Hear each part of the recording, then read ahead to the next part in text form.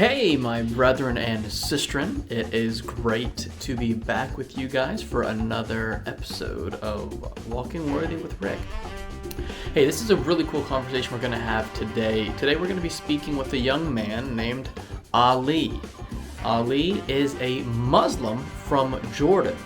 And we're going to do this in a two-parter, so this is going to be the first part of the conversation, and next week we'll do the second part. This is going to be a really cool discussion that we're going to have with Ali, because it's going to give us some insight into some belief, what the Muslim belief is, or at least the Muslim belief according to Ali. And it'll show that you guys can have conversations with anybody from any religion, as long as you're holding yourself in a loving and an interested manner. These conversations can go great, so I don't want that to scare anybody away. You can have conversations with anybody so that you can share your faith with them. By the way, before we get into the episode, if you haven't already, go ahead and hit that like button and make sure you are subscribed. And make sure you are sharing these videos with people that you know, other Christians, other pastors, other churches, anything that we might get the word out to have more of our brethren and our sistren out here sharing the gospel. So here we go. We're going to go into this conversation. I hope you guys enjoy.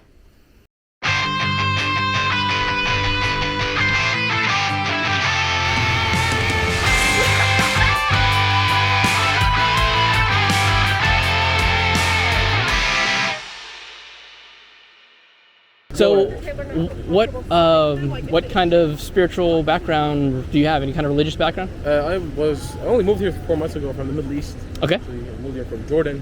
Okay. If you've ever heard of that before. I've heard of Jordan. Yes. Good. Yeah, I was born and raised as a Muslim. Uh-huh. Yeah. Very cool. That's my Are you still a Muslim? I mean, the way that you said it sounds like you may not be anymore. I mean, it's just there's a lot of questions that come up in general.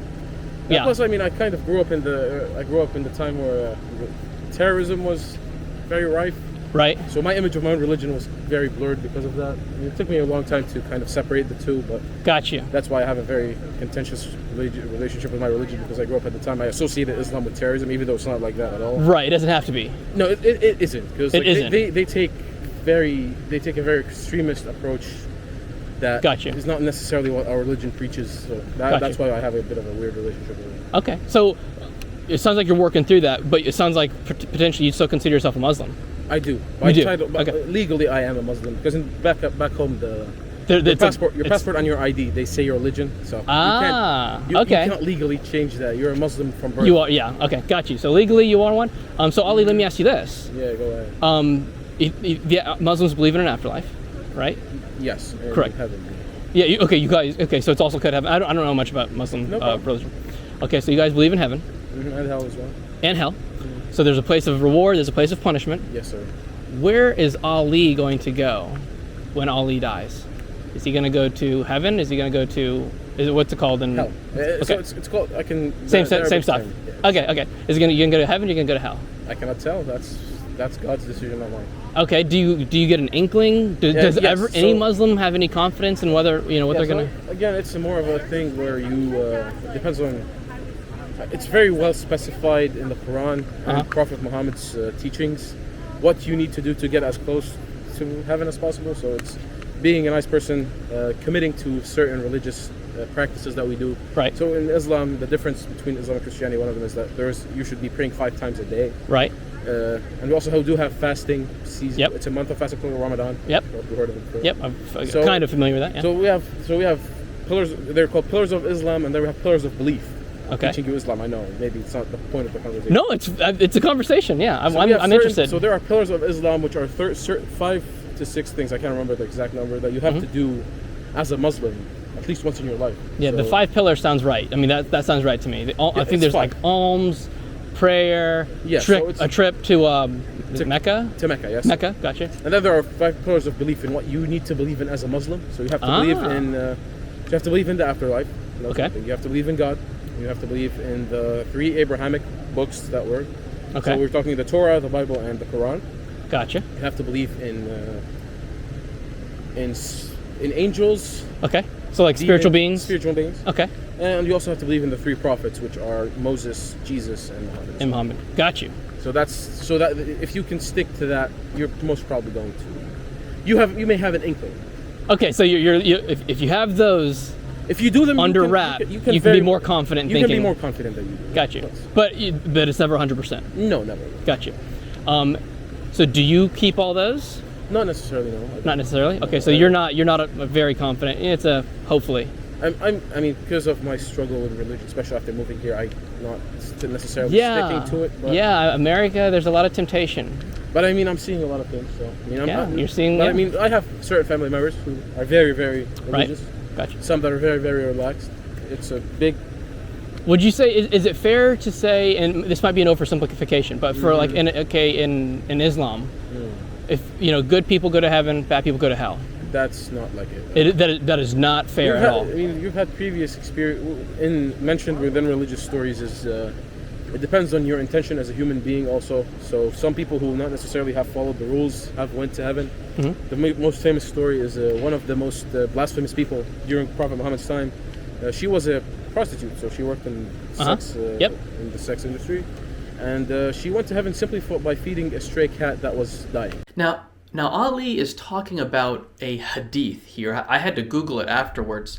And apparently, again, from me not having very much knowledge regarding the Muslims or Islam or the Quran or hadiths or Muhammad, I had to do a little bit of Googling afterwards. So Ali is talking here about a hadith that talks about a prostitute woman who gives some water to a thirsty cat, and I think some hadiths might say it's a man, and some hadiths might say it was a dog. Anyways, those details aside, speaks to God or Allah forgiving these people for doing something kind to these thirsty animals. And I find it interesting because then you have to go figure out what is a hadith, what is the Quran. The Quran is kind of like the holy book for Muslims, and I believe hadiths. And hey, are there any Muslims or anybody who's studied up on this, please give me some information down in the comments to make sure I'm correct on what I'm saying here. But hadiths are kind of like a collection of wise sayings and wise stories that have been, I believe, passed down through kind of Muslim kind of tradition.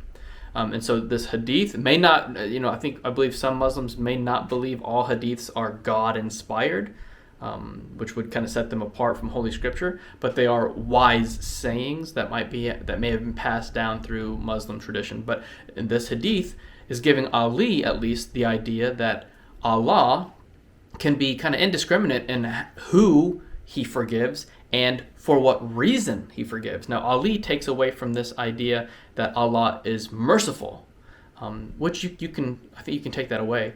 And he also mentions that Allah is not black and white when it comes to who and how he forgives. But a part of me, when I'm thinking about this, or when I'm listening to him, I'm trying to process this story live in the moment, a part of my concern is if it's not black and white, and that means you're not exactly sure how it works or how Allah is going to go about passing out forgiveness or passing out judgment. If anything, that actually makes the foundation of my faith much shakier, because now I really don't know what it is that Allah is really asking for.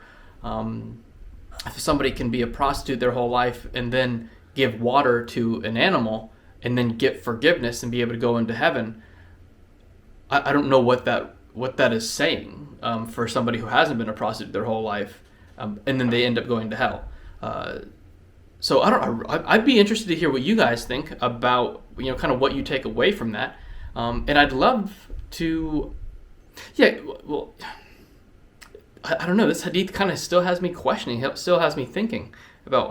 I don't really know what to do with this story. What do you guys think? Wow. So it's really there's such a gray area to determine whether that is that or not. And what is the lesson that you take away from that? Allah. God is compassionate. God is loving. I can 100% see that. I mean, okay. I don't necessarily have a large scale opinion about that, but I do. From these stories, you can tell that if your heart is good, if your heart is at the right place, there is. Then he'll be more. It's most likely he'll be more compassionate. It's not black and white. That's how I'm going to put it. Okay. So let's fast forward. Yes, please. No, I'm just saying it. Yeah, we'll fast forward, and God willing, this is a long way away, right? But we're going to fast forward to the day where you're standing before God, right? So Ali is standing before God, and God says, Ali, why should I let you into my heaven? What would be your argument? So, actually, if you wanted to take very religious details, God actually does not ask you. He's not gonna be like, give me your best argument. No, right? we believe that God sees and knows everything. Even if you're not here and I'm not there, if I'm doing something by myself, God knows it. Yes, that's the same thing with the God of the Bible, right? So you actually know whether you're going to hell or heaven very early on. It's called. So what happens is that we also believe that there are two angels on each of your shoulders. Okay, yeah. We have familiar with that idea. An evil and let's say an angel, righteous and wicked, or something like that. Yeah. And they know and record everything you do. So by the time they're taking notes. Yes. So gotcha. by the time you're standing in front of God, there will be a book that will be handed either to you on your left hand or your right hand. If it's handed to you on your left, that means you're going to hell. If it's handed to you on your right, you're going to heaven. Gotcha. So it's that type of thing. So, hypothetically, understandable, like God knows all things, he's not going to ask you to make your best argument. Obviously. Hypothetically, for this conversation, you're standing before God, he says, Ali, why should I let you into my heaven? What would be your argument to him? I do not have an argument for that necessarily because I do not know whether I am a good person or not. Okay. My opinion will be all forever biased. That's my opinion, obviously. We're all biased towards each other. And I just look at it from the way that, as long as I try to follow the principles of away from religion, being decent people, trying to be as nice and good as possible. Also, we're all full of sin. I am in total belief that. Does Islam have an idea of the original sin? Adam and Eve? Yeah. Yes.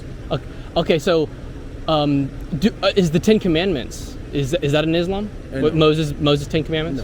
No? They're mentioned, but they're not explicitly mentioned as scripture that you need to follow. Okay. Do you have any familiarity with them? I mean, I've read them before, but okay. I'm gonna kick a little bit your way because sometimes a lot of people use them as kind of a grade or like a rubric that would say, if you follow these, it's like a good person test. Okay. Right. So the 9th commandment says, "Thou shalt not lie." Have you ever told a lie? Yes, I have. You have? Okay. And if you've told a lie, you'd be a liar. Liar. You got it. 8th commandment says, "Thou shalt not steal."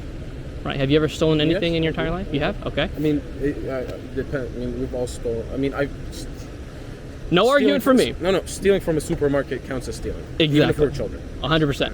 I'm with you. All right. So if you steal, you'd be a thief. All right. 7th commandment. This is a weird one, right? So 7th commandment says, "Thou shalt not commit adultery." Yeah. Right.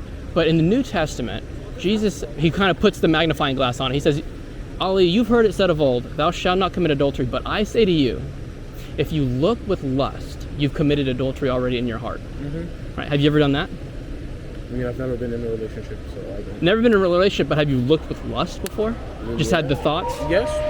Okay. Yeah. Right. It's a human thing. I would agree. So if you did that, the Bible would say, if you've looked with lust, you've committed adultery in your heart. So it's kind of like what you said. Even when you're all by yourself, God is viewing what you're doing, what you're saying, even what you're thinking. Right? So if you stood before God, and I'm not judging you, but you've admitted, you'd be a lying, thieving adulterer standing before God. Yeah. Right? So if God were to judge you by the 10 Commandments, would he find you as an innocent of following his laws or guilty of breaking his laws? Guilty. Yeah. Okay. And if you're standing before God, and Islam believes God is a just God as well, like justice is important. All right. And same thing with the Bible. Yes. So if you're standing before God and he's a just God, he's a good judge, and you are guilty of breaking the laws, would he reward someone who's broken the laws, or would he punish criminals for breaking the law? I would assume he would punish them. Punishment, right? And you talked about, Bible, same thing. Punishment from God is eternity in hell. But at the same time, it's different in Christianity. Right. Yeah. So because let me say this. Yeah. Go ahead. So a bit of background about me with Christianity. I grew up in Jordan. I went to a private Christian school for 12 years of my life. I've been to the church a lot. Right. Just So out it's of- familiar ideas. Yes, and I've read the Bible, not all of it, but I've read a lot of it Right. with friends, since it's a Christian private school. Yeah. And I've been involved in Christianity for a while, not necessarily as a practice, as a Right. as a practitioner. You've of it, been in circles with Christians. but I have been trying to learn more about it, Yeah. and I do know that to be in God's presence in Christianity, sin's death, sin's punishable by death. Right. And sinners cannot be in the presence of God. Right. So Jesus' death was the ultimate sacrifice, so Right. that everyone can get a chance to be with God in that. So Yeah. I can see what you're trying to argue is that, yes, if God was to judge me based on the Ten Commandments, Yeah. I am a sinner, so I cannot You'd be be- in the presence of God, and I will be punishable by death. But Right. Jesus' death was the ultimate sacrifice that ultimately gives you and me, sinners, a chance to... You got it. Not me personally, but Yep. you and him and whoever, a chance to be in the presence of God. All right, so we're going to end there, but I don't know about you guys.